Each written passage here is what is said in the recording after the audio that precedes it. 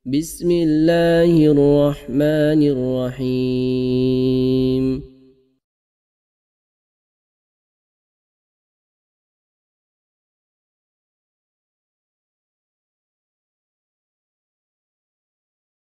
Assalamualaikum warahmatullahi wabarakatuh. Nyun sewu, ini saya tarik ya, Mas Keranggi.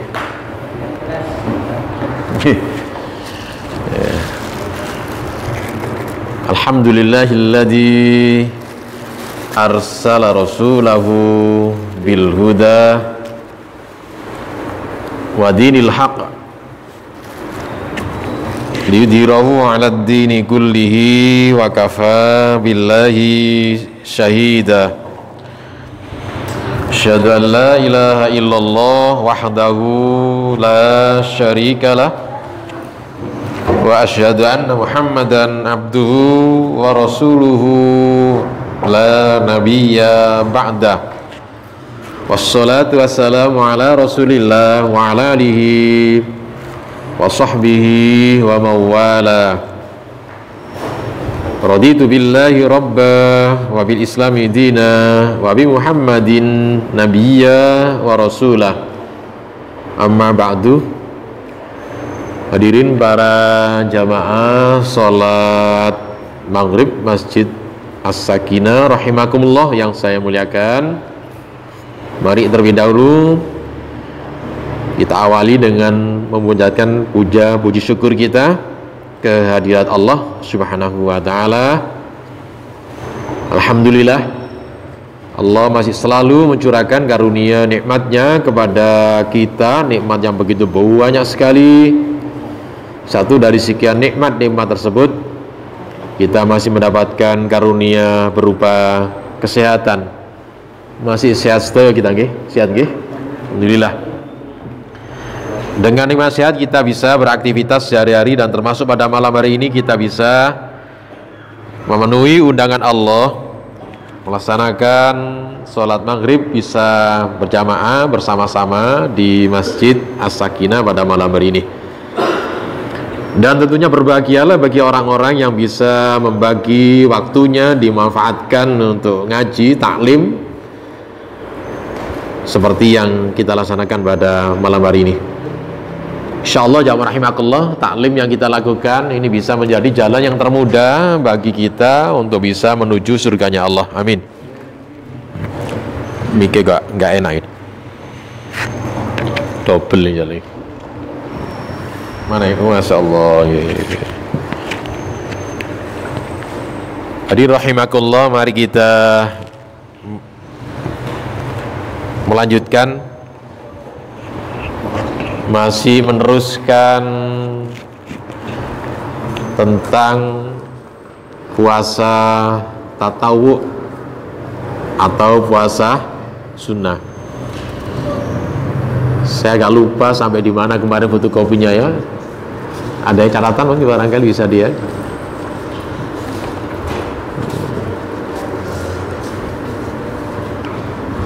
Saya mana itu kemarin? Dan oh, puasa ayam bid. Baik, mari kita buka halaman 2 insyaallah gitu nggih. Dalam fotokopi. Puasa sunnah 3 hari tiap bulan yang diistilahkan atau disebut dengan ayyamul bid. Kita disunatkan atau dianjurkan berpuasa dalam sebulan 3 kali, artinya tiap bulan 3 kali, yaitu pada tanggal 13, tanggal 14, dan tanggal 15 dari bulan-bulan Komariah atau kalender Hijriah. Karena kalender penanggalan Islam itu merujuk pada Komariah, kalender Hijriah itu. Jadi yang dimaksud tanggal 13, 14, 15 ini adalah kalendernya kalender Hijriah. Jadi panjenengan kalau merutinkan puasa Ayyam bid ini harus punya paling tidak apalah dengan bulan-bulan Hijriah. Puasa tersebut disebut dengan ayyam bid, hari-hari putih, karena pada malam-malam tersebut bulan bersinar, bulan purnama itu ya, dengan sinar yang kelihatan sinarnya jelas putih.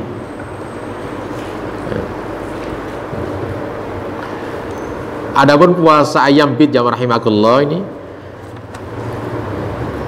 berdasarkan dalil-dalil sebagaimana yang ada di dalam putusan Tarjih Muhammadiyah, dan ini tidak ada dalam buku himpunan putusan Tarjih buku 1, tidak ada itu. Yang ada dalam dokumen buku-buku yang lain atau himpunan buku, kalau punya saya itu punya buku himpunan yang kedua itu, di mana sahabat Abu Hurairah radhiyallahu an pernah menyampaikan, Ausoni itu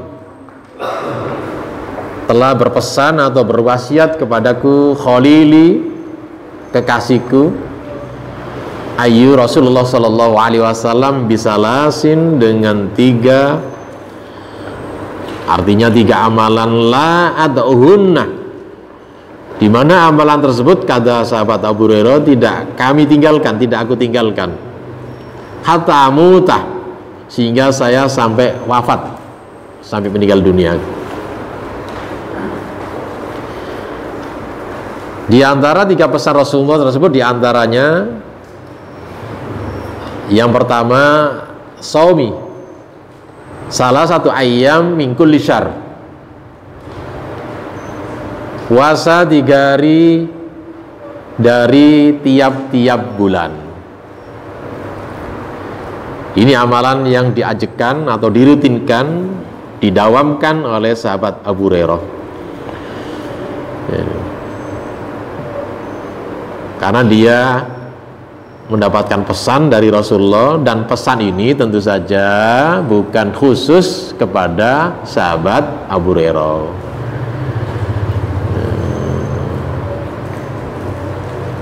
Al-ibrah itu biumil lafz, maksudnya ibrah itu mengandung makna yang umum, bukan ada sebab-sebab khusus sebagaimana hadis yang barusan kita baca ini. Artinya bahwa puasa ayyam bid ini juga dianjurkan, dituntunkan kepada kita-kita ini sebagai umat Rasulullah. Kemudian wasolati, pesannya berikutnya Rasulullah kepada sahabat Abu Hurairah, dan sholat duha. Dalam hadis lain ada tambahan rakaataini duha itu, yaitu sholat duha 2 rakaat. Ini amalan rutin sahabat Abu Hurairah. Yang berikutnya yang ketiga, wa an autira, dan saya melaksanakan witir qabla, sebelum an arkuda, sebelum saya tidur. Dalam lafaz lain qabla an anuma, an anama itu sebelum saya tidur. Jadi 3 pesan inilah jamaah rahimakumullah yang selalu diajekan atau dirutinkan oleh sahabat Abu Hurairah. Yang pertama, sahabat Abu Hurairah merutinkan amalan tiap bulan melaksanakan puasa 3 hari, tanggal 13, tanggal 14, dan tanggal 15.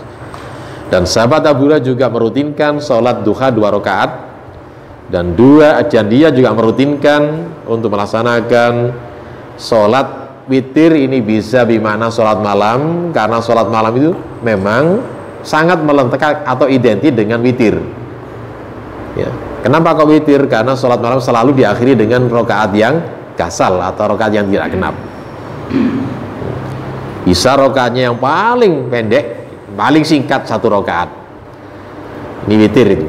Tapi kalau sholat witir 1 rakaat menurut saya eman itu ya, paling tidak 3 rakaat lah. 3 rakaat bisa 2 rakaat salam, kemudian tambah lagi 1 rakaat salam boleh, atau langsung 3 rakaat juga boleh ya. Atau bisa 5 rakaat langsung ya, Kemudian salamnya terakhir pada rakaat yang kelima juga boleh, atau 2 rakaat salam, kemudian diakhiri 1 rakaat juga boleh. Ini semuanya variabel mutanawu di dalam pelaksanaan sholat malam atau sholat witir. Tapi kebiasaan ini dirutinkan oleh sahabat Abu Hurairah, tidak lazim, karena sahabat-sahabat lain melaksanakan sholat malam dilaksanakan setelah tidur, sholat witir setelah tidur. Nah, sahabat Abu Hurairah mungkin salah ketik ini ya, bukan fa itu, qabla itu, bukan fabla itu, salah ketik saya, qabla yang benar. Sahabat Abu Hurairah merutinkan dilaksanakan sebelum tidur. Ini sudah sering kita pahami bersama-sama karena sangat ketatnya sahabat Abu Hurairah dalam mengatur waktu-waktunya. Sangat sibuknya sahabat Abu Hurairah mengatur waktu-waktunya. Sibuk bagaimana? Bukan urusan dunia, karena dia menegaskan sahabat lain, kata sahabat lain, kenapa tidak banyak menyampaikan hadis? Karena sahabat lain banyak urusan yang lain, diantaranya banyak ada yang di kebun-kebun, ada yang mengembala di gunung-gunung karena punya ternak, dan sahabat ada juga yang berdagang di pasar-pasar. Tapi saya tidak punya apa-apa, dan saya kesibukan saya memang sehari-hari untuk selalu berdekatan dengan Rasulullah, sehingga wajar hadis-hadis yang disampaikan dari sahabat itu memang lebih banyak dari sahabat-sahabat lain. Berdasarkan penuturan dari imam, kalau nggak salah imam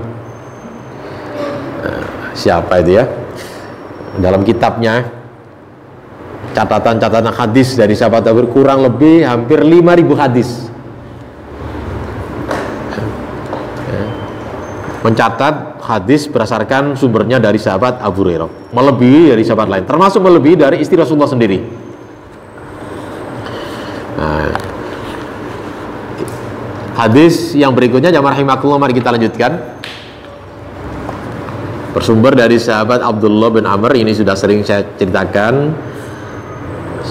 Salah satu 3 orang yang datang kepada Rasulullah, yang kalau menurut saya bahasanya itu rodok ngeyel, amalianya itu rodok ngeyel.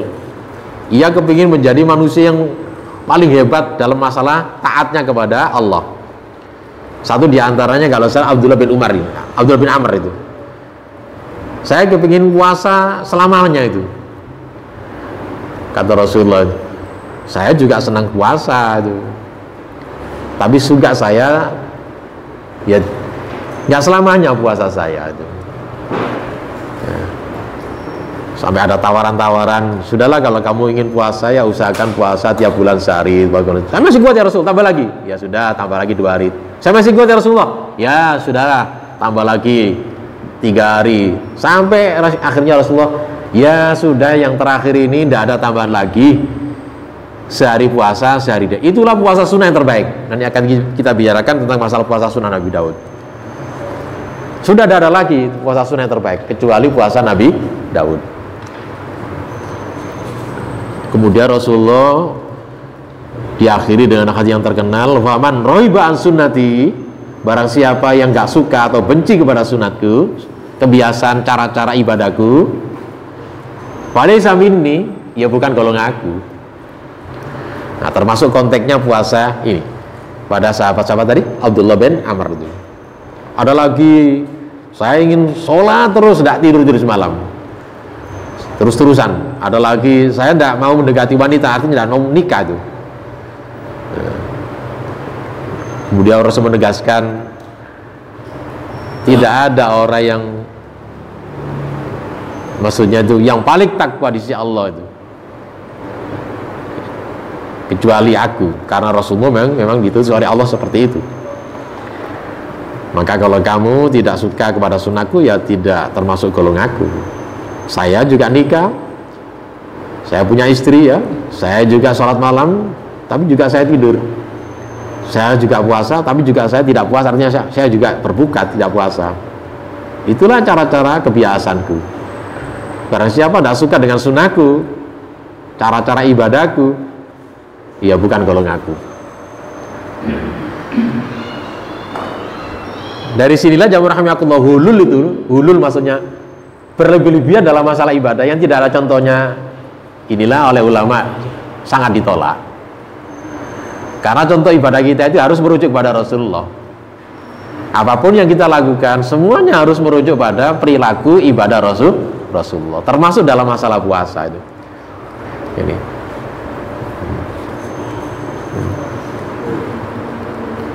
Hadis yang lain jawab rahimakumullah dari Abu Dar. Rasulullah pernah bersabda, "Ya Abu Dar, hai Abu Dar, idza sumta apabila kalian puasa minasyar dari 1 bulan, salasa ayam 3 hari, fasum maka puasalah salasa asrah, puasalah pada tanggal 13. Salasa itu maksudnya 3, asrah 10, tanggal 13. Wa arba'ata asrah, dan tanggal 14. Wa khamsa asrah, dan tanggal 15. Jadi sudah rinci, sudah dirinci oleh Rasulullah, yang maksudnya ayam bid.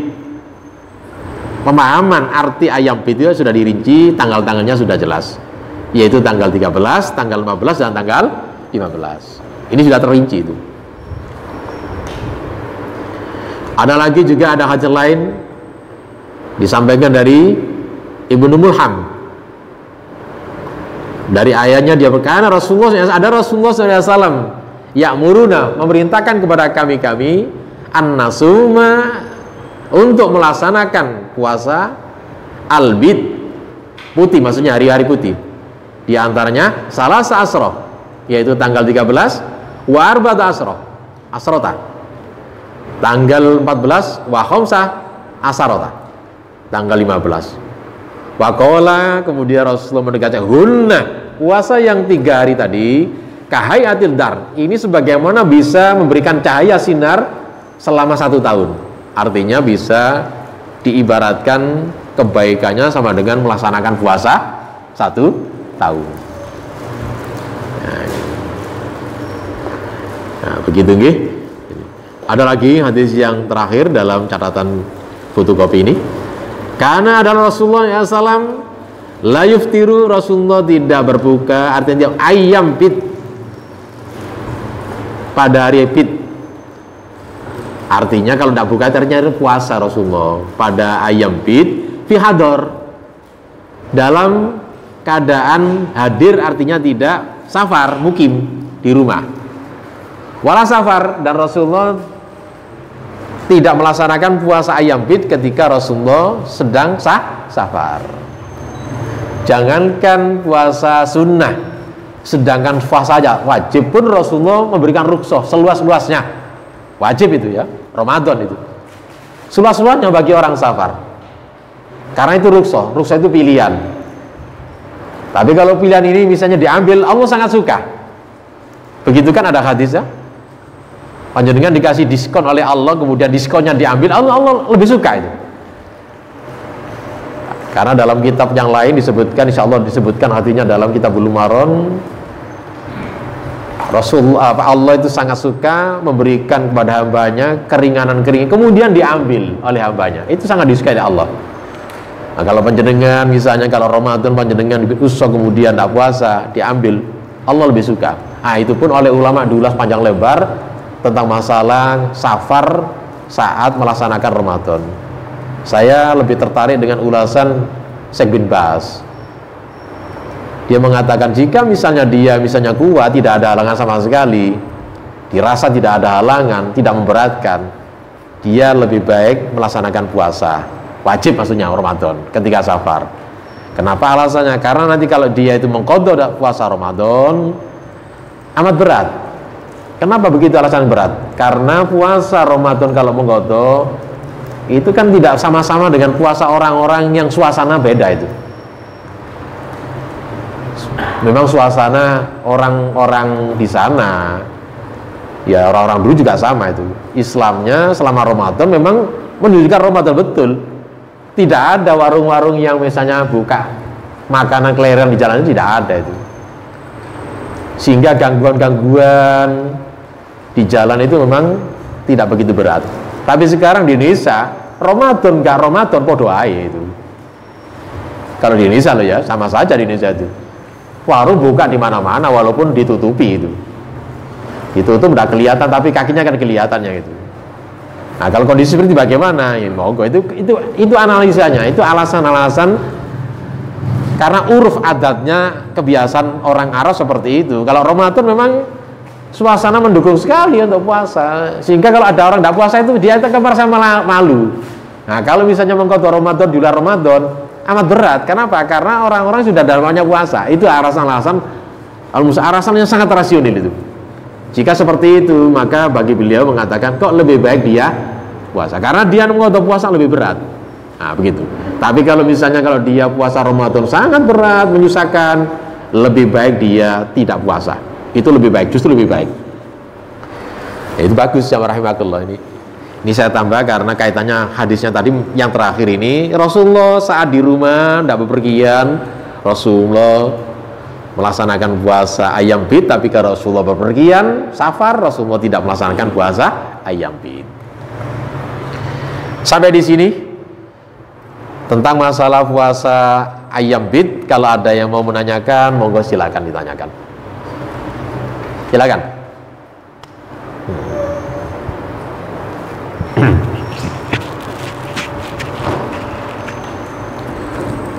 Sabun?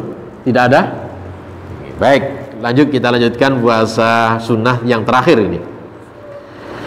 Memang tidak banyak puasa berdasarkan putusan Tarjih Muhammadiyah, yaitu yang puasa yang terakhir, puasa sunnah Nabi Daud alaihissalam.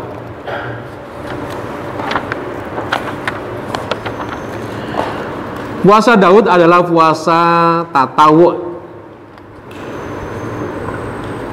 yaitu puasa sunnah yang telah diputuskan pada Munas Tarjih, dan itu merujuk ya, Munas Tarjih pada tahun 2003 di Kota Padang, Munas 26. Ini juga memperkuat putusan Tarjih di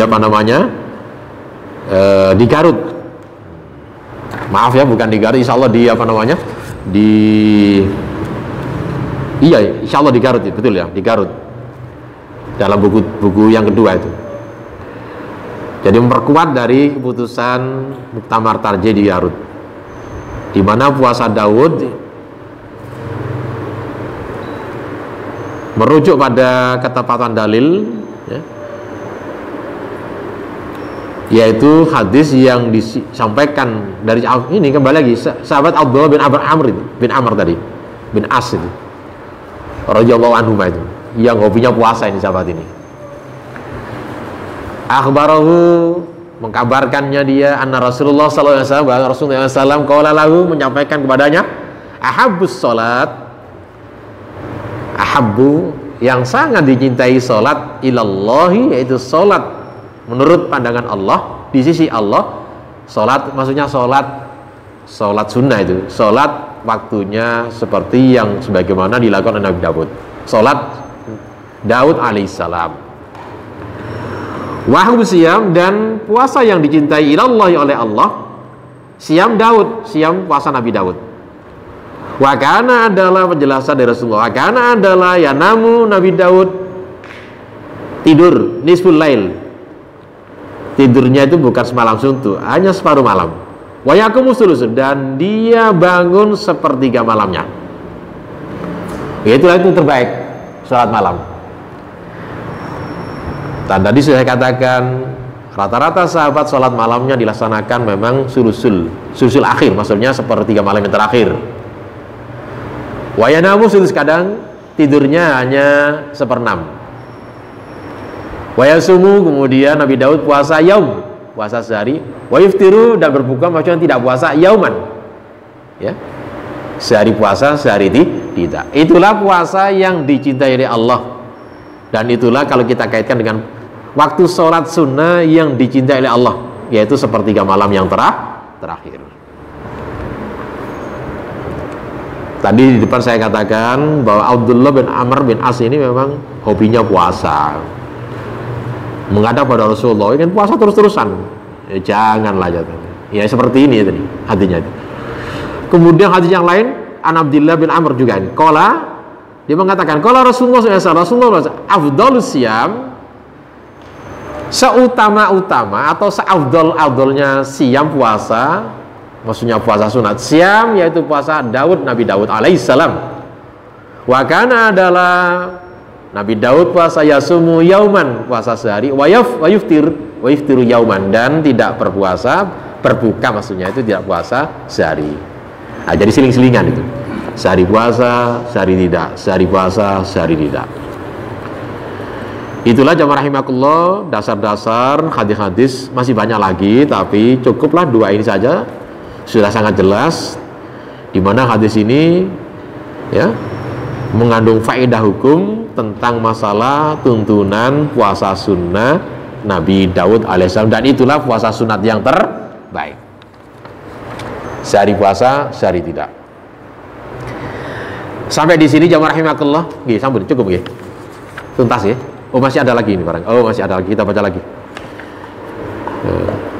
Hampir sama ini semuanya ya. Jadi hadis yang berikutnya juga dari Abdullah bin Amr juga. Qala, dia mengatakan qala li, menyampaikan kepada saya Rasulullah SAW, sum puasalah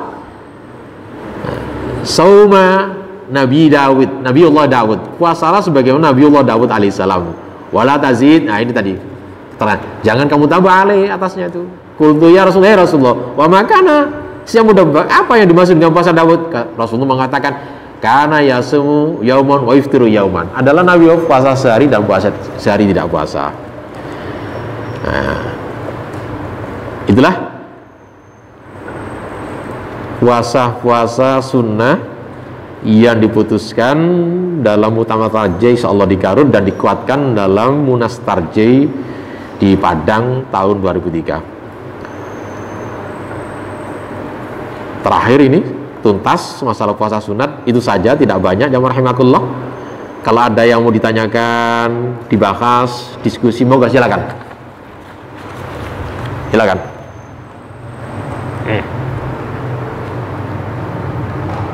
Mungkin dalam masalah lain silakan, kalau ada hal-hal unek-unek barangkali itu selain puasa sunat di luar topik pembahasan, gimana silakan.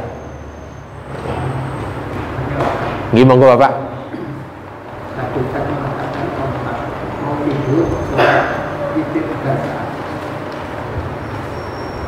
Nggih, gimana Bapak? Karena itu kita bangun malam, sholat kita tahajud. Setelah itu silakan pikir lagi. Ngoten nggih. Sampun Bapak? Nggih. Ada hadis ija'alu akhiru salatul lail bil witri. Ini disepakati insyaallah yang jumhur, bukan sepakat, jumhur ulama yang kuat witir itu sebagai penghujung, artinya penutup sholat malam. Kemudian timbul pertanyaan, apakah tidak boleh sholat malam lagi? Ini menjadi khilafiyah Bapak, terjadi perbedaan pendapat. Sebagian ulama mengatakan masih dimungkinkan dibolehkan sholat malam lagi, asalkan nanti tidak diakhiri dengan sholat witir. Karena ada hadis lagi, la witra ini fil lail, tidak ada dua witir dalam satu malam. Jadi itu. Sementara yang lain tidak mengatakan kalau sudah witir sudah tidak ada sholat malam lagi, karena diyakini bahwa sholat witir itu adalah sebagai penghujung, pengakhir sholat malam. Bingotan itu Bapak, jadi terjadi khilafiyah itu. Kalau panjenengan misalnya mengambil pendapat tadi masih dimungkinkan untuk sholat witir, sholat malam lagi, tapi tidak ada sholat witir, insya Allah itu boleh-boleh saja. Jadi itu. Jadi sekali lagi, apakah masih dibolehkan setelah sholat witir sholat malam lagi itu? Terjadi perbedaan pendapat. Secara garis besar ada dua pendapat ya. Ada yang mengatakan ulama tidak ada sholat malam lagi karena witir itu sebagai penutup atau mengatakan akhir sholat malam. Tapi sebagian ulama mengatakan masih dibolehkan sholat malam lagi asalkan tidak usah diakhiri dengan sholat witir. Bahkan pendapat yang tidak rajin, tidak kuat, masih dimungkinkan sholat witir lagi kalau ini memang jelas bertentangan dengan hadis. Karena Rasulullah cukup tegas, tidak ada satu malam melaksanakan terjadi maksudnya sholat malam ada dua witir. Sahih hatinya ini. Nggih jadi itu. Sampun Bapak? Nah, nggih silakan. Nggih monggo silakan. Ya tapi lebih afdolnya itu kan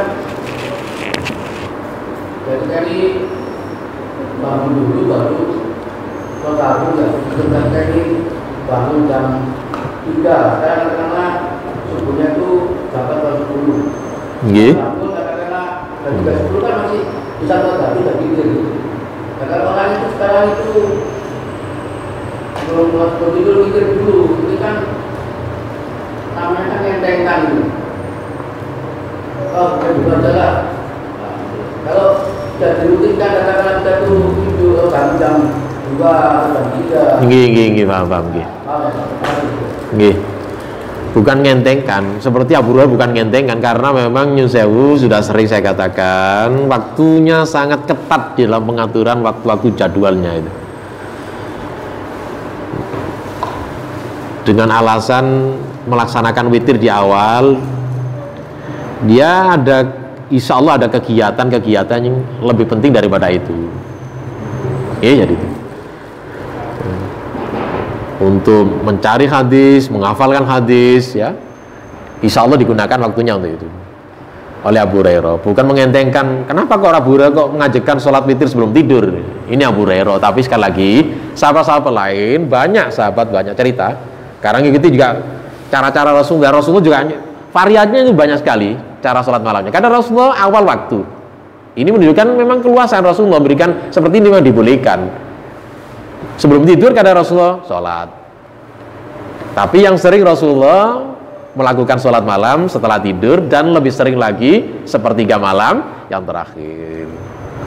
Ditegaskan tadi kan ada hadisnya, itu waktu yang paling afdol, waktu yang paling bagus. Ya itulah amalia sahabat yang lain yang banyak. Sholat malamnya dilaksanakan ya sepertiga malam terakhir. Bukan begadang, berarti bukan melean, tapi jelas tidur para sahabat. Makanya difahami oleh Imam Nawawi ketika memberikan sarannya Imam Muslim, namanya tahajud menurut versi Nawawi, termasuk dalam tafsir Qurtubi mengatakan begitu.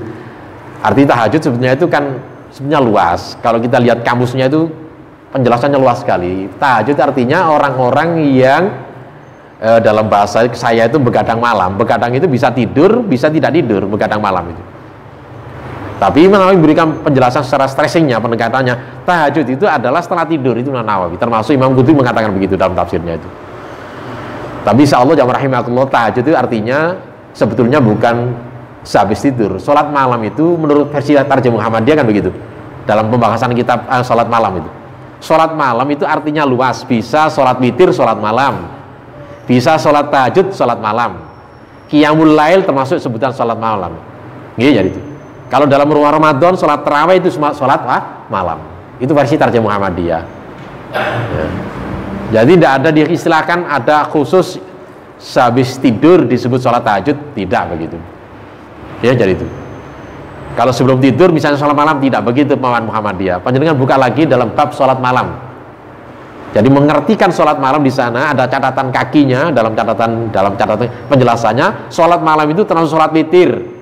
Itu salat malam, salat tahajud, salat malam. Qiyamul lail itu salat malam.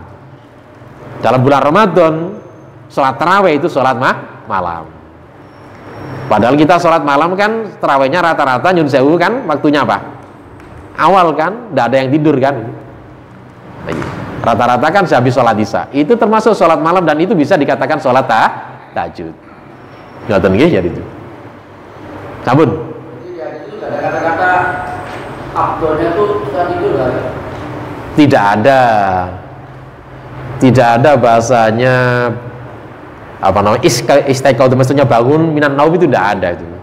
Tidak ada. Tapi ya itu otomatis kalau sulusul lail yang terakhir itu otomatis sahabat-sahabat memang rata-rata tidurnya itu di awal. Tidak ada yang misalnya begadang sama langsung, tidak ada itu. Orang sekarang saja senang begadang, tapi gak senang sholat malam jadi itu. Tidak ada sahabat-sahabat yang begadang, tidak ada.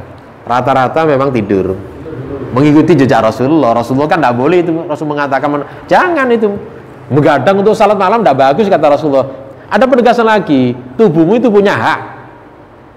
Wajib maksudnya hanya dilaksanakan. Kalau tidak namanya dolim itu. Matamu itu juga punya hak untuk tidur istirahat. Ya, kata Rasul begitu. Sehingga dipatuhi. Termasuk Rasulullah, saya tidur, saya bangun, itu Rasulullah itu. Nah, jadi saya yakin sahabat sholat malamnya ya tidur. Otomatis ya, jadi otomatis karena rata-rata kebanyakan sahabat sholat malamnya dilaksanakan sepertiga malam yang terakhir. Iya, mengingat ada hadis lain, insya Allah di riwayat Muslim, Sahih itu, di Bukhari insya Allah ada ini, insya Allah ada, insya Allah itu. Jadi sepertiga malam terakhir itu kan Allah turun ke langit dunia itu. Dan ini diyakini oleh sebagian ahli sunnah yang kuat, zatnya Allah turun ke dunia. Tapi kalau tidak malam terakhir, Allah itu zatnya itu posisinya di atas arsy. Itu bukan faham mujassimu, bukan. Sama dengan makhluk, tidak. Allah berarti butuh tempat, sama dengan makhluk, tidak. Itu keyakinannya begitu. Keyakinan ahli sunnah menafsiri takwil menafsiri ayat-ayat Al-Quran, termasuk surah At-Taha, Ar-Rahman alal arsyis tawa, itu keyakinan itu. Allah itu posisinya di sana, zatnya Allah itu. Lalu misalnya Allah dekat dengan kita, itu bukan zatnya Allah bersama kita, ilmunya Allah meliputi kita-kita ini semuanya. Allah berada di mana-mana, itu bukan Allah itu misalnya mendampingi kita di mana-mana. Allah, ilmunya Allah itu meliputi kita kemana-mana itu. Ya, ngoten niku pemahaman ahli sunnah, insyaallah yang benar begitu. Bukan mujassimu, bukan. Tetap Allah posisinya di atas arsy dan sana mengatur segala alam, diatur oleh Allah di atas arsy sana itu. Sehingga sana Allah di arsy itu. Di atas arsy itu. Jadi misalnya Allah dekat dengan kita itu bukan Allah zatnya dekat dengan kita, tapi ilmunya Allah meliputi dengan kedekatan kita dengan Allah. Misalnya lebih dekat dengan apa namanya urat, apa ini urat. Ini berarti Allah bukan di sini. Allah berada, ilmunya Allah itu lebih dekat dari ini, lebih dekat dari urat kita. Meliputi seperti itu. Itulah insya Allah keyakinan yang saya ikuti dan saya yakini ikuti madhab Ahlussunnah wal Jamaah itu. Berbeda dengan madhab yang lain, Mu'tazilah kan tidak menolak itu. Tetap seperti itu ya. Zatnya Allah itu berada pada posisinya ya, di tempat yang sebagaimana Allah sebutkan, firmankan dalam Al-Quran, sangat jelas sekali ayatnya dan banyak sekali ayat mengatakan begitu. Maka kita yakini Allah itu berada pada tempat singgasanya, yaitu di atas arsy. Nah, disebutkan dalam hadis ini, insya Allah hadis qudsi kalau nggak salah ini, malam 3 malam terakhir Allah turun ke langit dunia. Ini insya Allah bukan ilmunya, berarti insya Allah zatnya Allah turun. Kan begitu. Allah buka peluang lebar-lebar, barang siapa yang meminta kepadaku, permintaannya kami kabulkan. Barang siapa yang tobat minta ampun, kami ampuni. Kan begitu. Artinya itu cukup jelas itu. Pada sepertiga malam terakhir. Begitu lagi. Gitu. Itulah kalau kita memahami tentang masalah kedekatan Allah dengan makhluknya, dengan manusia, gambarannya nggih ngoten niku. Jangan dibayangkan Allah dekat, Allah misalnya ada berada di mandangan gitu. Itu ya, bukan paham fantasi mau banget. Paham Allah berada di, maksudnya Allah itu adalah ilmunya ada di mana-mana, meliputi semua alam semesta ini. Itu Allah. Tapi zatnya Allah berada pada posisi yaitu di atas arsy. Ngoten nggih? Sampun?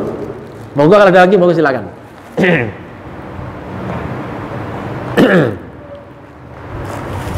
Berarti malaikat yang mengawasi kita. Nun. Allah sendiri juga mengawasi kita. Allah juga apa namanya punya makhluk namanya malaikat juga mengawasi kita. Termasuk ada juga kita pendamping, korin juga. Ini pendamping juga makhluknya Allah, korin. Wallahu alam bagaimana. Rasulullah juga punya. Ya saya punya korin. Korin itu teman pendamping. Apa pendamping? Malaikat. Tidak disebutkan oleh Rasulullah bukan malaikat itu. Makhluk Allah namanya korin. Korin itu teman dekat kita. Makanya ada orang manusia kadang-kadang nyuruh sewu bangun malam. Seakan-akan ada yang bangunkan, itu mungkin insya Allah korin kita karena sudah terbiasa. Manakala kalau kita misalnya ada spontanitas karena kita sudah merutinkan, itu namanya akhlak, itu korin kita mengatakan oh ini tidak benar itu. Dalam bahasa wa'alqo ma'adira itu disebutkan ada dalam data kita itu adalah hati yang itu mengontrol kita, hati nurani maksudnya itu. Dalam bahasa kolbun itu maksudnya hati nurani yang mengontrol kita. Orang mengatakan walaupun dia tidak punya misalnya, tidak ada mengatakan ini salah, mengatakan Yunus bunuh orang itu tidak boleh itu. Naruh ini manusia itu, fitrah manusia itu. Mencuri itu tidak benar, itu fitrah manusia. Itu hati nurani manusia itu. Kemudian dikuatkan bimbingan wahyu Allah, hidayat din. Itu namanya dalam bahasa kajian apa, hidayah, hidayah khawasul khawas. Hati nurani atau fitrah manusia ada hidayah seperti itu.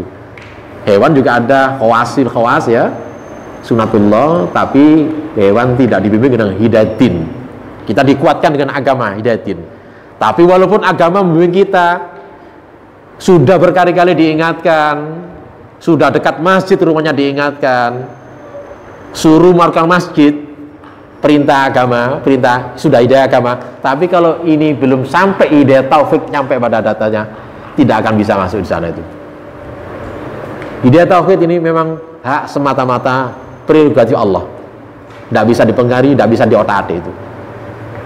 Tidak bisa manusia bisa memberikan hidayah taufik. Hidayah taufik miliknya Allah semata-mata. Buktinya apa? Rasulullah sendiri.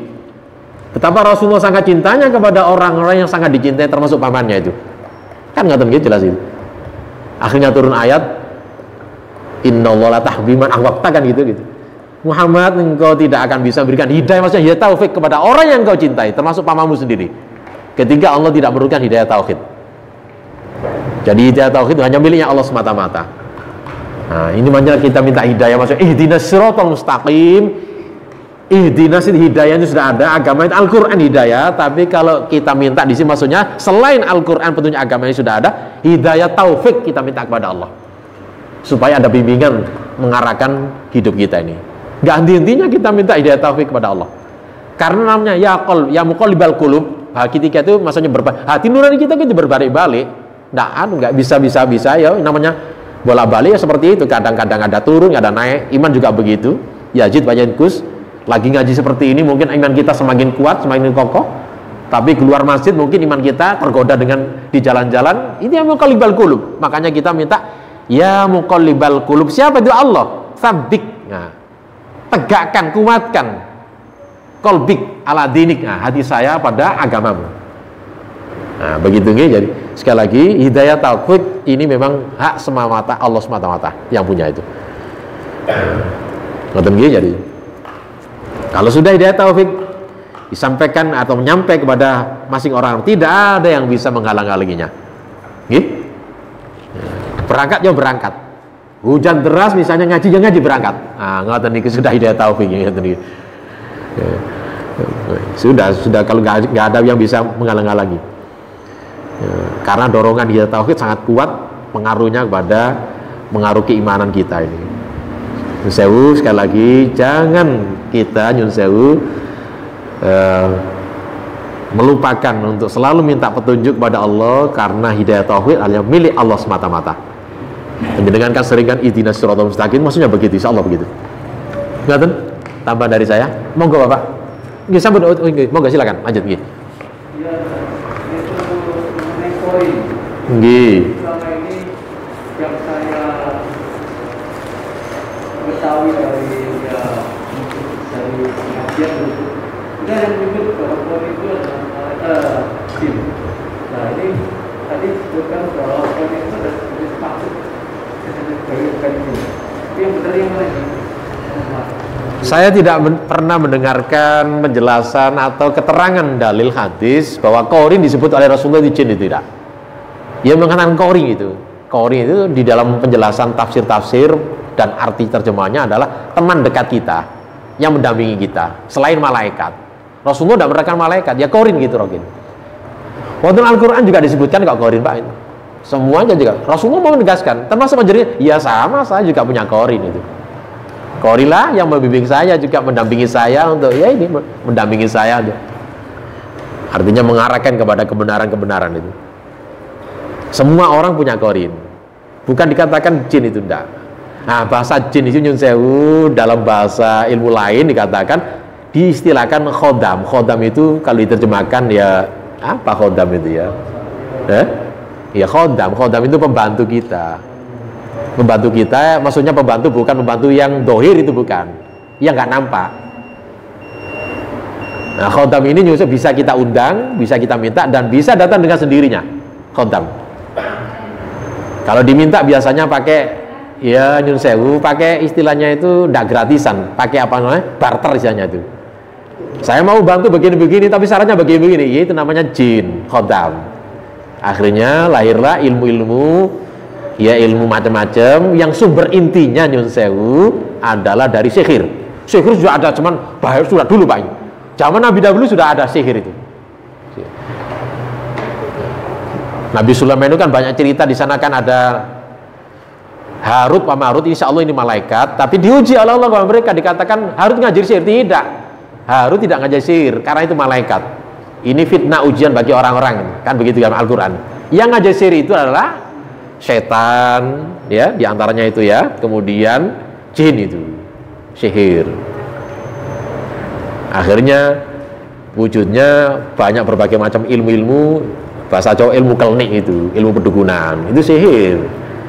Bisa diminta, bisa didatangkan. Tapi kalau datang dengan sendiri, tidak pakai apa-apa. Tergantung jinnya, suka apa tidak tergantung jinnya itu. Wis panjenengan nggak usah dengan teman dengan jin lah itu, karena tidak ada perintahnya berteman dengan jin ya begitu. Ya berteman ya dengan orang yang baik-baik, ya orang baik-baik. Kita diperintahkan untuk berteman dengan orang baik. Dan kalau misalnya jin berteman dengan kita, ya kita syukuri saja itu. Ya. Nabi Sulaiman banyak temannya jin itu banyak sekali. Jangankan Nabi Sulaiman Yusuf, para ulama-ulama dulu diantaranya saya baca Yusuf riwayatnya. Imam Ahmad Yusuf punya khodam, tapi dia tidak diminta, khodamnya datang sendiri itu. Contohnya ketika dia ada seorang datang minta apa, walid, maksudnya diobati karena dia kesurupan. Kemudian Imam Ahmad mengirimkan terompanya atau sepatunya, atau kalau bahasa saya sandalnya, atau cor Jawa itu misalnya kelompennya. Coba ini sampaikan kepada si sakit tersebut, ya. Sampaikan salam kepada dia itu. Kalau dia Islam, sampaikan salam kepada dia. Ya, maksudnya yang apa? Yang mengganggu tadi, yang kesurupan tadi itu. Tolong dia suruh keluar. Sampaikan salam. Kalau tidak mau keluar, pukullah sama terompa saya ini itu. Jadi begitu salam belum dipukulkan, dia itu sudah sembuh. Ya itu jelas khodam tapi tidak pernah diminta oleh Imam Ahmad. Datang sudah itu, ya sudah itu. Tapi begitu wafat, nyun sewu jamaah rahimakumullah, ya itu. Ini cirinya begitu. Wafat ya sudah tidak ada apa-apanya, sandalnya tidak ada apa-apanya. Begitu wafat kemudian diamalkan oleh orang-orang, tidak ada apa-apanya. Ya itulah menurut saya bahasanya kajian karomah itu, ngoten niku karomah itu. Karomah memang tidak bisa dipelajari. Panjenengan misalnya waro takun ibarat takwa, karomah itu insya Allah sudah kemuliaan dari Allah, sudah luar biasa itu. Ya. Bukan dipelajari, punya ilmunya tidak itu. Kemudian orang nggak sholat, kemudian dicium-cium tangannya, itu wali keliru, jamaah rahimahullah. Tidak ada ajaran begitu. Orang nggak pakai baju kemudian dicium tangannya sambil ludahnya dibuat rebutan, itu wali-wali tidak begitu ajaran itu, jelas itu bukan jelas. Tidak begitu caranya ajaran Islam. Islam nggak ngajari begitu, nggih. Ngoten iki tambahan dari saya karena sudah Isya. Kita akhiri nggih pengajian untuk malam hari ini. Demikian jamaah rahimakumullah. Mudah-mudahan bisa menambah ilmu dan pencerahan bagi kita, dan apabila ada yang keliru khilaf dan saya menyampaikan, sekali lagi saya mohon maaf yang sebesar-besarnya. Akhirul kalam, assalamualaikum warahmatullahi wabarakatuh.